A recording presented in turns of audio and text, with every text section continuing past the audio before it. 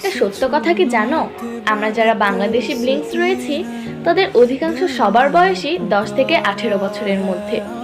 আর এমন বয়সে তেমন কেউই সাউথ কোরিয়ায় যায় না। যখন আমাদের বয়স হবে সাউথ কোরিয়া যাওয়ার, ততদিনে হয়তো ব্ল্যাক পিঙ্করাও ডিসব্যান্ড হয়ে নিজেদের পার্সোনাল লাইফে ব্যস্ত থাকবে। আর তখন আমাদের এই হতভাগা ব্লিংসদের মনের অবস্থা ঠিক এমনই হবে। আমার আসার সময় হলে তুমি হাত ফসকে গেলে, তোমার যাওয়ার পায় তারা আমি হই যে দিশেহারা।